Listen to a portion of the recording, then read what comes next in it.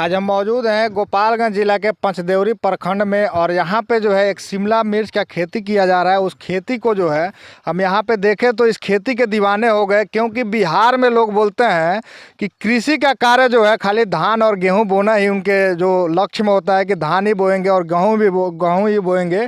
तो यहाँ पे हम आए तो यहाँ पे शिमला मिर्च का खेती किया जा रहा है और यहाँ पे ये खेती जो है देखेंगे तो 14 कट्ठा के अंदर ये खेती किया जा रहा है। और इस खेती में एक कहावत नहीं बोलते हैं कि अगर कोई मेहनत करना चाहता है तो जैसे दशरथ मांझी ने मेहनत करके पहाड़ में जो है रास्ता खोद के निकाल दिए थे और अकेले अपने दम पे जो है रास्ता निकाल दिए थे, वैसे ही ये जो है बिहार के अंदर आपको कहीं भी पहले देखने के लिए नहीं मिल रहा होगा कि शिमला मिर्च का खेती किया जा रहा है। लेकिन अभी जो है इस ठंड के मौसम में ऐसे मौसम में देखिए कि शिमला मिर्च का यहाँ पे खेती किया जा रहा है।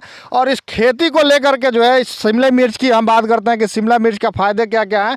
तो ये इम्यूनिटी पावर को बढ़ाता है। इतना कोरोना काल में जो है लोग जो है तरह तरह के फ्रूट ढूंढ रहे थे कि कौन सा फ्रूट हमारा जो है इम्यूनिटी पावर बढ़ाएगा और कौन सा फ्रूट हम खाएं तो हम सेहतमंद हो जाएं और कौन सा टॉनिक हम पिए कि ताकतवर हो जाएं। तो आपको हम बता दें कि शिमला मिर्च एक ऐसा रामबाण इलाज है और रामबाण चीज़ है कि जिसको आप खाते हैं तो आपका बॉडी जो है एकदम फिट रहेगा। और आपका बॉडी को फिट रखने के लिए आप शिमला मिर्च का सेवन कर सकते हैं।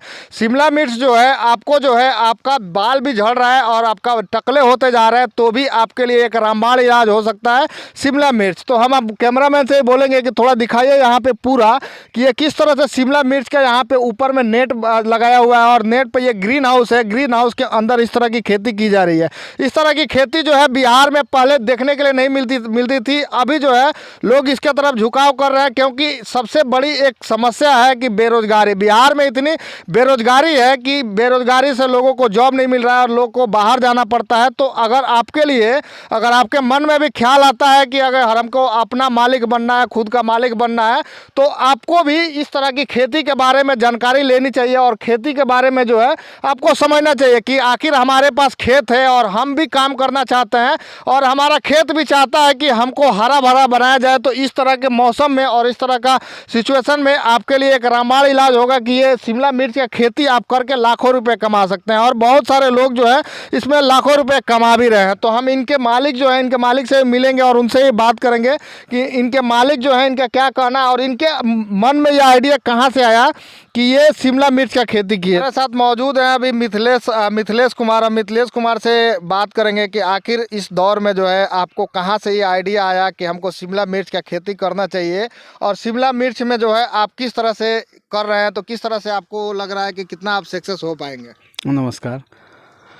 शिमला मिर्च की खेती मैं पहली बार इस बार कर रहा हूँ और इसमें बेनिफिट के लिए ही कर रहा हूँ। देखा जाए कितना तक बेनिफिट मैं प्राप्त कर पा रहा हूँ। जी। तो आपको आइडिया ये कहाँ से आया कि जहाँ पे धान गेहूँ की खेती ही सब आदमी करते हैं और बोलते हैं कि धान गेहूँ की खेती करके हम कमा लेंगे और कमा नहीं पाते हैं, और आप एक अलग तरह का सोचे और यहाँ पे इतने सारे आपने पेड़ लगाए और ऊपर में आपने ग्रीन हाउस भी बनाया है, तो ये आइडिया आपको कहाँ से आया कि हमको एक अलग करके सोचना है। धान गेहूं का खेती मैं काफ़ी दिनों से कर रहा हूं, गन्ना का भी कर रहा हूं। उसमें कुछ कभी कभी मौसम के अनुरूप असफलता भी मिलती थी। उसके बाद विभाग द्वारा संपर्क रहने से मैं अक्सर आता जाता रहता था। तो वहाँ पर बोला गया जे आप नेट हाउस लगाइए। नेट हाउस लगाया, उसमें बोला गया जे शिमला मिर्च लगाइए। तो शिमला मिर्च मैं लगाया और इसके लिए तैयार हुआ और लगा कर देख रहा हूँ। जी। धान गेहूँ की अपेक्षा में अगर हम बात करते हैं शिमला मिर्च का, तो शिमला मिर्च से आप लगाने से कितना खुश हैं। नया फसल है तो लगाने के लिए तो बेहतर हमको लगा तो लगाया। अब इसमें रिस्पांस तो मिला जुला कर अभी तो देखने को मिल रहा है जो ठीक ही चल रहा है। अब आगे तो देखा जाए। जब आपने एक यहाँ पे स्प्रिंकलर भी लगाया है, बहुत सारे धान गेहूँ में बीमारियाँ लग जाती है और बीमारियाँ लगने के कारण जो है कि फसल बर्बाद हो जाता है। तो आप जो है ये स्प्रिंकलर के थ्रू इसकी पानी की भी देख रेख का काम करते हैं, सिंचाई का भी काम करते हैं, और जो दवा जो होता है दवा भी आप किससे छिड़काव करते हैं, या स्प्रिंकलर के थ्रू करते हैं या हाथ से करते हैं। दवा तो हाथ से ही छिड़काव होता है। या टेम्परेचर को कंट्रोल करने के लिए यह फॉगर है।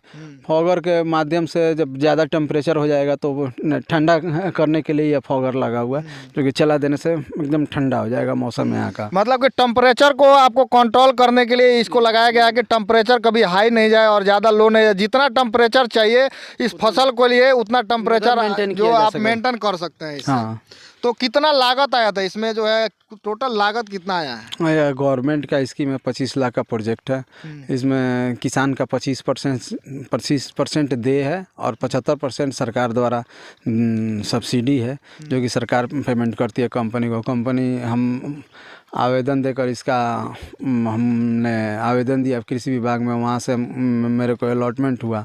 अलॉटमेंट के बाद से बोला गया आप अपना किसान शेयर जमा कीजिए। किसान शेयर जमा किया करने के बाद से कंपनी द्वारा यह बनाया गया। और मतलब कंपनी आई थी और कंपनी पूरा आपको बना करके पूरा गाइडलाइंस दे करके गई है। अभी क्या अभी आपको गाइडलाइंस मिलता है कि कंपनी की तरफ से अगर आपको कुछ समझ में नहीं आ रहा है या कुछ करना चाहते हैं तो कंपनी की तरफ से आपको कुछ कंपनी के द्वारा एक जो कि एम्प्लॉई हैं उनको इसके लिए पौधे के देख रेख के लिए हमें गाइडलाइन देने के लिए एक नंबर दिया गया है और उनको कॉल करके बुलाया भी जाता है। तो उनसे कॉल कर जो समस्या होती है वो बताया जाता है, तो वो दवा बताते हैं जी इस दवा का आप स्प्रे कीजिए। जैसे कि अभी मैंने देखा जी 2-4 पौधे मेरा सूख रहे हैं, तो उसके लिए मैंने अभी मैंने फ़ोन किया तो बोले मैं इसका दवा शाम तक आपको बता दे रहा हूँ। मतलब आपको टोटल गाइड करते हैं, टोटल कहीं भी कुछ भी प्रॉब्लम होता है तो आप कॉल कीजिए तो तुरंत उठाएंगे और तुरंत आपके सामने आएंगे। तुरंत तो सरकार की तरफ से आपको फुल सपोर्ट मिल रहा है। और जो है हमारे बहुत सारे किसान हैं जो करना चाहते हैं और जो इंजीनियरिंग में करके जो जॉबलेस हैं, बाहर में जाते हैं,